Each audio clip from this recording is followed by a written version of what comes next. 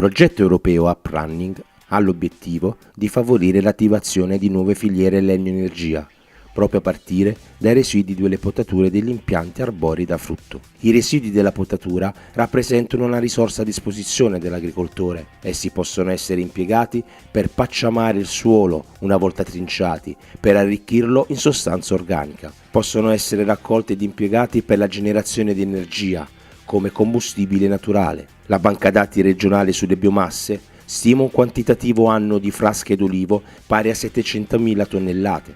Per i vigneti l'ammontare annuo disponibile è pari a più di 450.000 tonnellate. Come si comprende, è questa una risorsa energetica potenziale di forte interesse che andrebbe valorizzata, mentre oggi purtroppo è considerata alla stregua di uno scarto senza valore. L'obiettivo del progetto dunque è quello di trasformare in opportunità una difficoltà reale degli agricoltori, la gestione aziendale dei residui.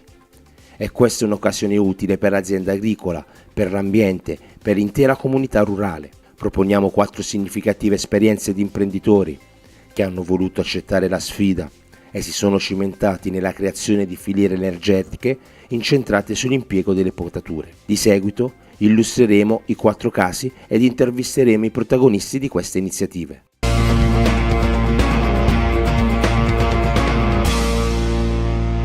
Il processo è un processo alquanto innovativo e prevede comunque diverse fasi. Partiamo praticamente dalla potatura in campo, successivamente si passa all'andanatura, quindi nel convogliare comunque le ramaglie di olivo nell'interfila dell'oliveto, poi si procede con la trinciatura della biomassa tramite una trincia caricatrice che ci permette comunque di portare poi il materiale in azienda. Successivamente questo viene fatto essiccare in campo aperto direttamente nel centro aziendale e successivamente, una volta raggiunto un contenuto di umidità intorno al 5-6%, è pronto per essere lavorato e quindi per la fase della trasformazione e la produzione di agripellet. Noi in un modo andiamo praticamente a risolvere un problema per le aziende agricole, in quanto andiamo a sottrarre dai propri campi materia prima, residui di potatura.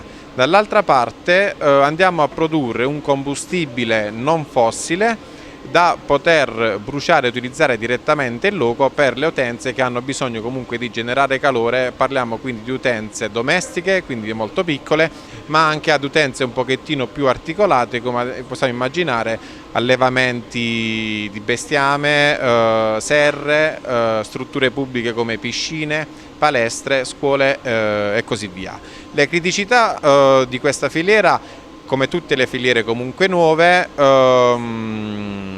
sono principalmente la fiducia dei consumatori, che comunque devi cercare in un certo modo di motivare e di far capire effettivamente che il prodotto che tu riesci a produrre da uno scarto è un prodotto valido ed è una valida alternativa ad altri tipi di biomassa presenti, diciamo sì, sul territorio. Come impianto è un impianto che vuole recuperare un prodotto di scarto dalle potature di tutto quello che sono gli arborei dei nostri locali, delle nostre zone, per recuperarli, non farli bruciare, non farli perdere in ambiente, recuperandole per trasformarli in energia, quindi per la comunità. Oltre all'utilizzo della produzione di energia elettrica, andremo a recuperare, mediante queste macchine che sono dei pirogassificatori, andiamo a produrre quindi energia elettrica e calore. Il calore verrà utilizzato per portare il prodotto cippato a una certa grado di umidità e anche per riscaldare la palazzina, gli uffici e quello che è la nostra azienda, la nostra attività. Abbiamo trovato delle difficoltà a livello soprattutto burocratico, quindi chiediamo alle istituzioni un aiuto, quantomeno un apporto più vicino per creare più velocemente questi tipi di impianti, che potrebbero essere un sistema economico molto efficiente per le nostre zone che sono strettamente agricole. Tersan Puglia è un'azienda che nasce nel 1974 per lo scopo preciso di riciclare la parte organica dei rifiuti urbani a scopo agricolo come fertilizzante naturale.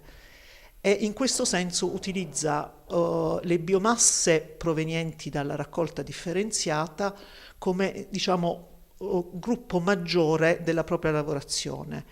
L'altra parte attiene invece ai residui di potature, all'utilizzo di potature anche delle campagne alle quali forniamo il compost, e in un circuito virtuoso che permette anche di offrire un servizio alle aziende alle quali forniamo il compost, liberandoli di quello che per loro sarebbe un rifiuto, che per noi invece diventa una materia prima da utilizzare nel processo di produzione del compost, segnatamente per quanto riguarda appunto la parte energetica. Man mano che abbiamo dovuto aggiornare il processo di compostaggio e gli impianti, è chiaro che l'utilizzo di energia è diventato un fattore critico per evitare l'utilizzo di fonti fossili. Abbiamo pensato che l'utilizzo, almeno nella parte finale, di una fonte naturale e rigenerabile potesse essere la soluzione migliore per un'azienda strutturata sull'idea di circolarità e sostenibilità. Io penso che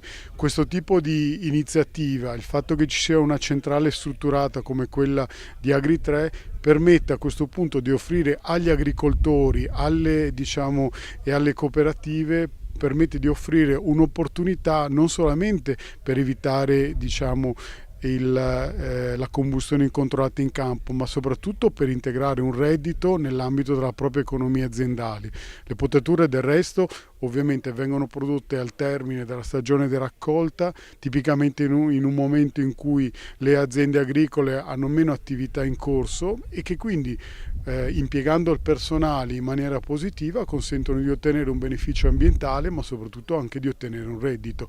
Questo tipo di biomasse quindi vengono acquistate dalla centrale, vengono fornite alla centrale, per questo riconosciamo dei costi che non solo ripagano la logistica per l'utilizzo di questi materiali, ma consentono anche di avere una redditualità, una marginalità sulla produzione stessa. Noi in pratica raccogliamo tutti i residui di potature del campo agricolo, fra cui vite, pesco, ulivo, sottobosco, tutto ciò che deriva dallo scarto di produzione agricola. Avete visto una tecnica di raccolta del residuo di potatura dell'ulivo, con un andanatore, una trincia autocaricante e poi dei camion scarrabili che portano in piazzale. Dal piazzale la lavorazione poi viene eseguita un'ulteriore riturazione sul piazzale.